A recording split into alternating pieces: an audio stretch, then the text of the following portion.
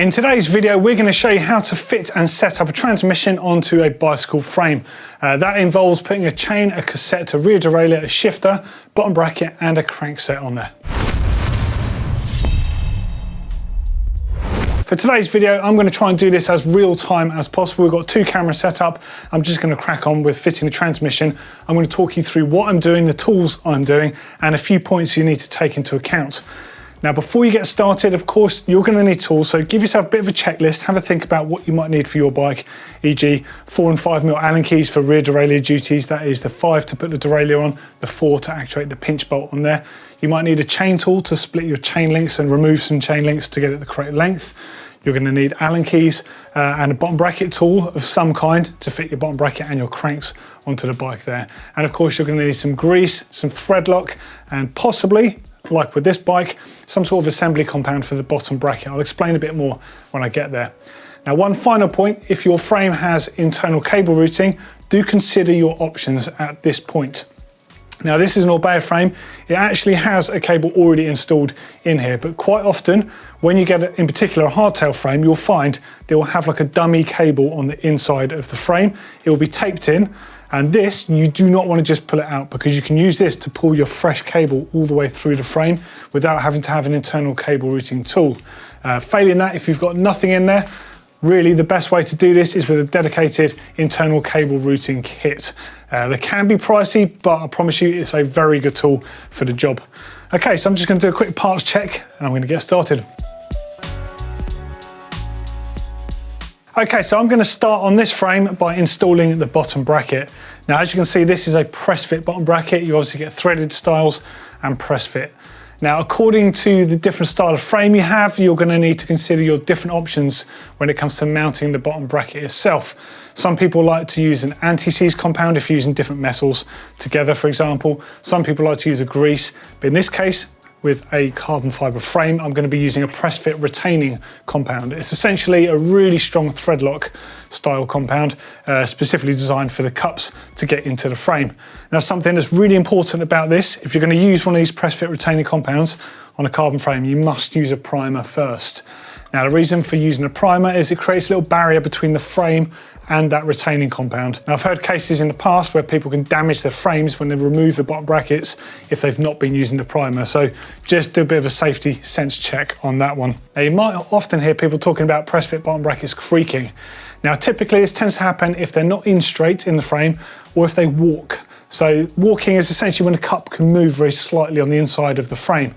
Now, this will differ depending on the system, but those classic nylon plastic style cups, if they've not been put in correctly, or for example, they're just a slightly bit off, as you start using and you start putting torque through the system, you'll minutely, like fractionally move the bottom bracket around. Now, this is known as walking, and that can translate as creaking.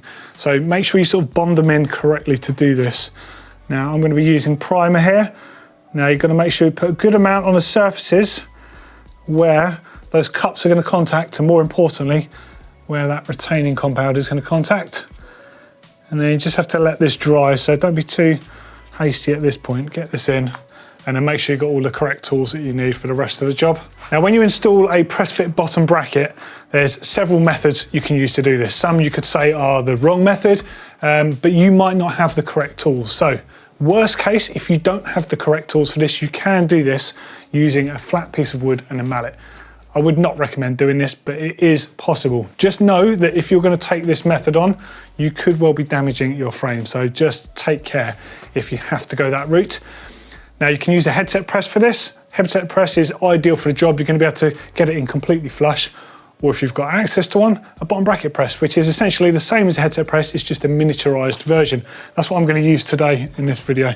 As you can see, it's literally a miniaturized headset press, and you have different style inserts for different bottom bracket shells.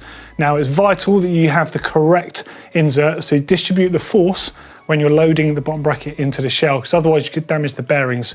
So make sure whatever method you use, you're being smart about it. Okay, so now it's time to get some press fit retaining compound onto the actual bottom bracket itself. I'm going to do that on both sides, and then it's time to get the press lined up.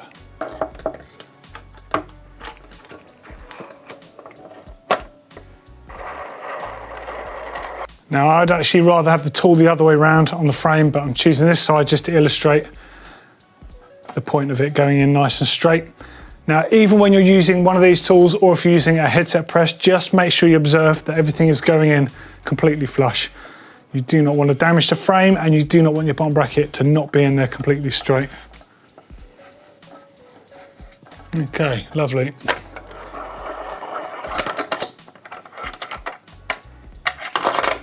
Press fit bottom bracket into the frame nicely. Now just going to wipe off any excess compound that's just sort of purged through. I've actually got a small chain guide that I'm going to mount on here at this point. Now this just literally slides onto the shell on the outside.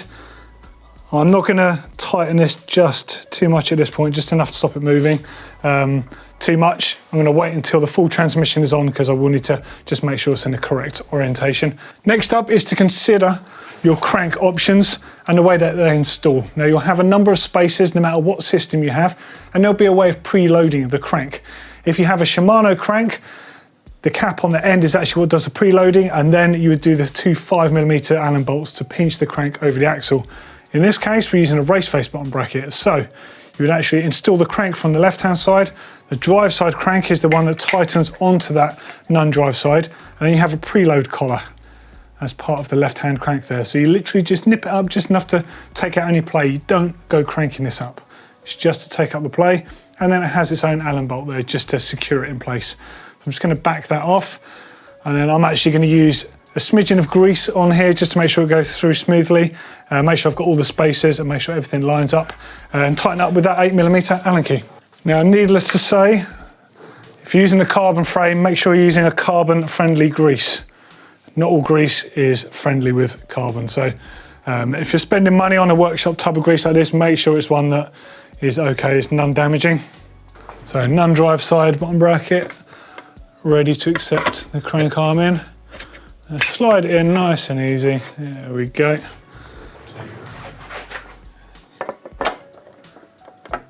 Now they're much more simplified than bottom brackets from the old days. We used to have square tapers and all sorts of different tooling to secure these.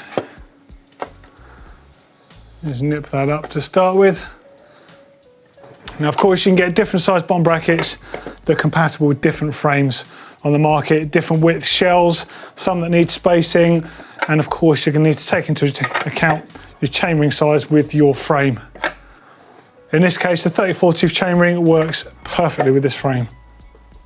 Okay, so you need to take up the slack with the collar on the non-drive side there. As you can see, there's a tiny bit of movement in the system, and that collar is just enough to take that out.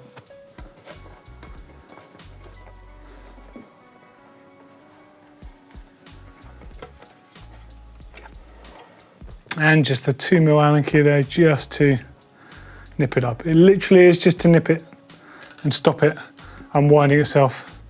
That is it. No play, nice smooth bottom bracket, ready for action. Now at this point, it's up to you the order that you want to do things. I'm going to put the cassette on first, then I'm going to put the rear derailleur or the rear mech on the bike, then the shifter, and then finally the chain. So let's start with this cassette. Now, depending on the system, you might have SRAM XD, you might have regular splined, or you might have micro spline like this one. Now take care whichever system you're using, make sure you've got the correct tools. You need a cassette tool. If you need to undo it again, you're going to need a chain whip. I just need a cassette tool and an adjustable spanner for this. Now this one being micro spline means you've obviously got these deep splines on the body itself, but there's one that's bigger than the others. Now that's the one you want to sight when you're looking at the cassette in order to line it up. Now it's not really necessary to put grease on, but I always like to just put a little smidgen on, just think of it as assembly grease. I'm going to bring it back around to that bigger slot, which on many cassette bodies like this one, you can actually see there's a graphic in there to help you find your way.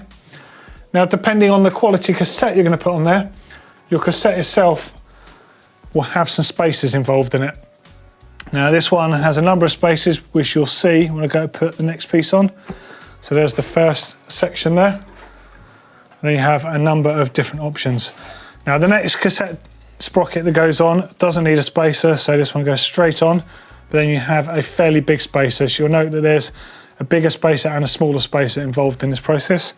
So the bigger one goes on, next sprocket, just try and find that larger gap, smaller spacer, next sprocket, and last major sprocket.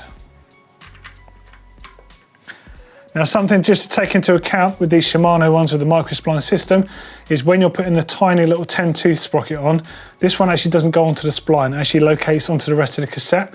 And although there's only one way to do it, it's very easy to not line it up because there's actually two of the larger little gaps on there. So just make sure you line it up, and then before you tighten it down, you sense check this by rotating the cassette and looking from the side to make sure it doesn't move around at an angle. Okay, so lock ring into place. Back it slightly first and then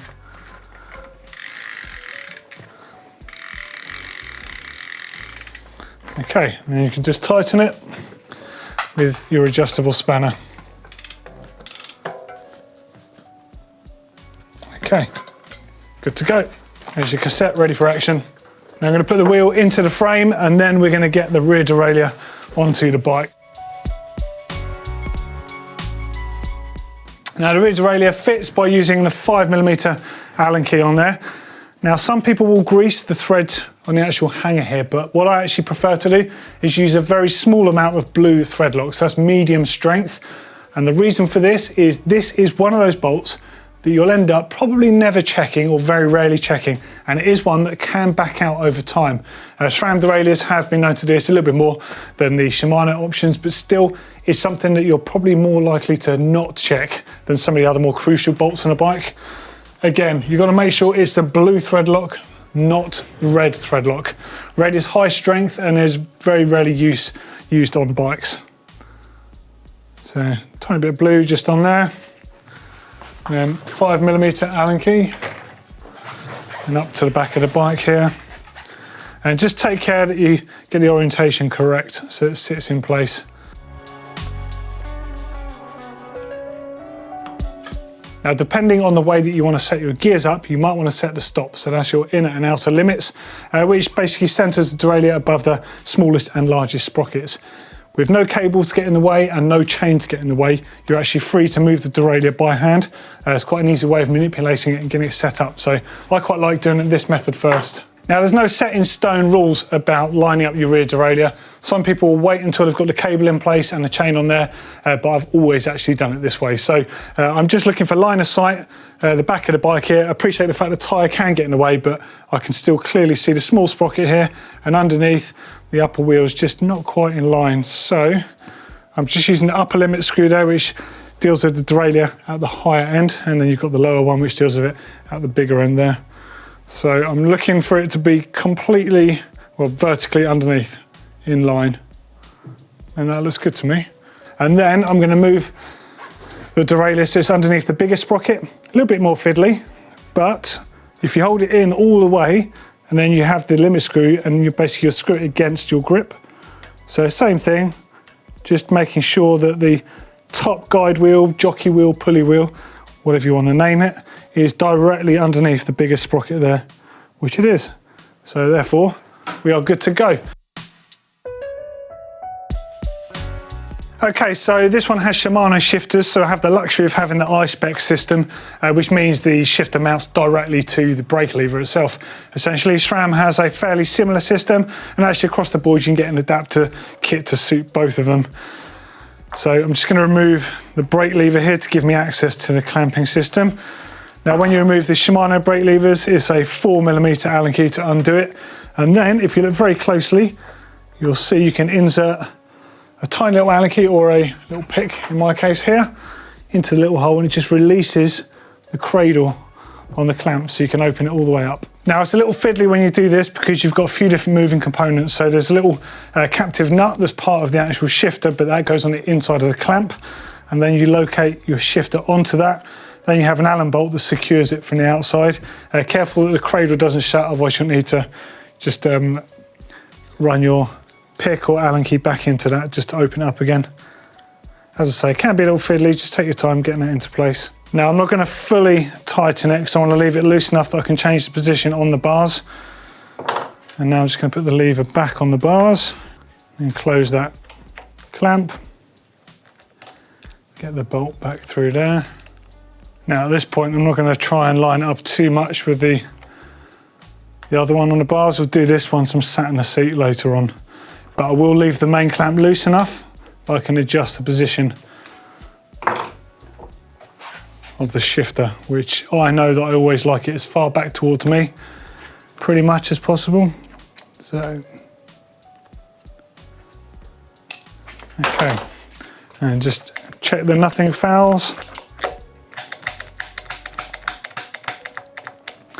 Now something to note with the shifter is obviously you have the barrel adjuster here, and that's for taking up slack in the cable system. Now you should officially start by winding it all back in towards the shifter, but something I like to do is wind it all the way back in and then wind it back a few turns just to give me a little leeway in case I pull the cable too tight at the other end. It saves having to undo the cable at the clamping end too many times. So that's ready then, and all I really need to do is get the cable through the system. Now this one is a fresh cable and it should be lubricated, but I'm still going to put some lube into the system. Now if you're going to flush the system through with lube, recommend getting a bit of shop towel over the end and just make sure that when the spray comes out the other end, it can't go anywhere near your disc rotors. So there's more chance here of hitting the wall of the workshop, so I'm all right with that. There's a nice amount of lubricant on the inside of that outer housing just to enable the inner to pass through freely. And it's a case of feeding the inner cable all the way through, and hopefully you'll see it emerge at the far end. And there we go. Now something that I haven't updated you on whilst doing this process is that when you are fitting a fresh outer housing to the bike, make sure you take into account how far the bars can turn on your bike. Now as you can see on this one, it actually has a stop, so it can't actually go any further, but your bike might rotate all the way around at the handlebars. So on other bikes I've got, you can spin the handlebars 180 degrees. If that's the case, you want to leave enough outer cable to compensate for that.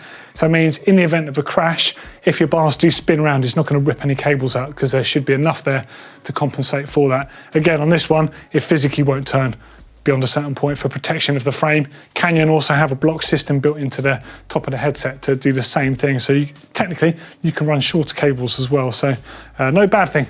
Less cables, less weight, and it looks neater as well. Okay, so inner cable is all the way through. So I'm just going to run this into the actual derailleur stop there, and then the outer cable in to follow. Now, depending on the system you're using, do take care here because the routing for pinching the actual inner cable is slightly different. Some derailleurs go under and over, some go over and under like this one here. So this one's a Shimano one, so it's quite far inboard. The whole point of these sort of Shadow Plus mechs is to keep everything under the cassette and out of harm's way as much as possible. But as a result, it can be quite fiddly just getting it into place there, but don't rush and never pull it tight.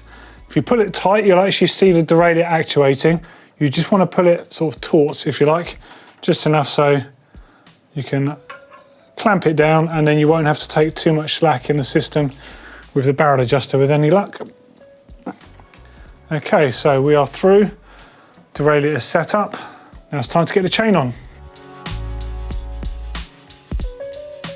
Okay, now it's time to get the chain on. So if you're using a Shimano system, make sure the clutch is off at this point. It's just going to help you because you're going to need to manually move that cage. Whereas if you've got a clutch on, obviously it's going to fight you there. So clutch off. Now remember I said I put a chain guide on here. I've just loosened off the actual guide here so I can run the chain through there successfully, and I'll position it correctly afterwards. Now if you want to know everything about trimming your chain down to the correct length, we've actually got another video in the description underneath detailing how you do that, which is particularly important with certain suspension bikes because you get chain growth. So check that video out for getting precise length on your chain. And always when you're joining a chain, try and use a fresh joining link. Now depending on the brand of chain, it might be SRAM, might be Shimano, might be KMC or Connex. Use your native brand if possible. It's the safest way to make sure you're going to get a join that is, well, as strong and safe as possible. And also when you're routing the chain through the derailleur, make sure when you go past the upper guide wheel there, you always get on the back side of this little metal tab here. very easy to accidentally have the chain on this side of it and it will rub on that. So your gears will work, but there'll be a load of friction and a load of noise. You won't be able to work out where it's from that easily. So now this chain I've obviously done to length accordingly. Now I've got my chain at the correct length here, but one of the downsides of having the chain at the correct length is it makes it incredibly hard to hold it. You need a third hand. So you can get a tool specially for this, or you can trim down an old spoke. And in fact, it's even worth buying a spoke to trim down because you can get it to the optimum length that you want to use. Literally, as you can see, it hooks the chain to hold it still for you in order to put the link in place. So as I just described, I'm going to pull the chain through, give myself a bit of slack, and it's doing the job for me. Now make sure, again, depending on the brand that you use, you actually line these up correctly, these master links, in order to do the job correctly. So the little arrow on this should be pointing forwards when it's on the top of the chain, which means backwards on the bottom here. One link in place, two link in place, and then you want to use your actual chain to your advantage and the transmission to your advantage to snap them in place. If you try and do it here, you're just trying to pull those pins apart. What you want to do is cycle the chain around so that joining pin, joining link is at the top, and then if you hold the rear wheel still, pull the crank, and you'll have much more leverage to snap it into place. So I'm just carefully going to remove that third hand tool, and I'm just going to cycle the link to the top. So it's just behind the crank at the moment, and there it is. Now if you look closely here, if I put a bit of pressure on the chain, you'll see this snap into place. And now it's just time to set up the chain guide. Now, unlike the chain guides you see on downhill bikes, it's really crucial on positioning. These are designed to not touch. They're only there in case the chain starts hopping around like crazy, which on a hardtail is quite likely, to be fair. So I'm going to keep mine roughly in line with the seat tube. I think that feels about right. Just going to nip it up so it doesn't come loose on the bottom bracket shell there. And then I'm free to adjust this up and down. Now you want this as low as possible within reason, but bear in mind your chain position will change up and down slightly with the gears. So I'm just going to give myself enough room there for it to move. And then I'll check the gears on the bike, make sure it doesn't foul, but that is about the correct position for a chain guide of this style. Now all I want to do is get the gears set up on the bike, so it's just a case of running it through those gears. I haven't got pedals here, so at this stage you would put your pedals on the bike. What I'm going to do is actually put a dummy pedal on to enable me to do this. Now as you can see on these cranks, there's a zip tie here. Now this zip tie is holding in place the little spacers or washers for your pedals. Now many people discard these. Don't do that. If your crank comes with a little space like these, it's likely because your crank has an insert. And if you were to tighten your pedal up to an extreme amount without one of these washers in place, you can actually damage the insert and in extreme cases pull it out. So just be cautious, make sure you keep those, always worth having. I've got a dummy one here, so that just goes into the crank and enables me essentially just to turn the cranks as if I had a pedal on the bike. A bit easier than using it by hand and accidentally getting your finger caught in the chaining there. So just time to run through those gears now, just to see how I'm doing with the gear setup. Okay, so one click should correspond to one gear. It's not jumping up, so I need to just put some tension on at the barrel adjuster.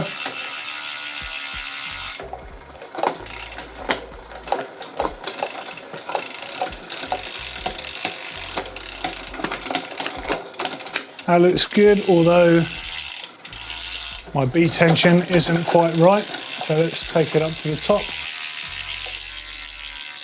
and adjust the B tension. The B tension on a derailleur, essentially it's a B screw, is responsible for the height of the upper guide wheel in relation to the cassette. Now depending if you have 7, 8, 9, 10, 11, 12 speed, and depending on the brand, this is a different height. Just going to demonstrate to you how it goes up and down. And essentially you want this as close as possible without it fouling or interfering with the gears. So that's moving it away, and then if I loosen it, you see it moves it back in place again. Now if you have too much B tension, the chain will never jump back down the cassette correctly, and if you don't have enough, the upper wheel will actually rumble on the cassette. So there's a fine line there in getting that right, but this one has quite a lot on here. Let's just give this a... And I can actually feel that the chain guide is rubbing slightly there. So just need to make an adjustment.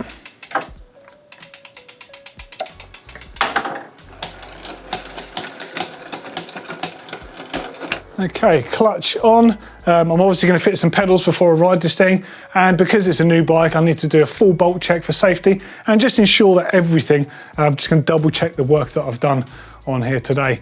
But there you go, that's how you fit the derailleur, the cassette, the chain, bottom bracket, cranks, shifter, and get it set up. Hopefully the video has been useful for you. I'd love to know what you think. Let us know in the comments and we'll see you in the next video. Ta-ra.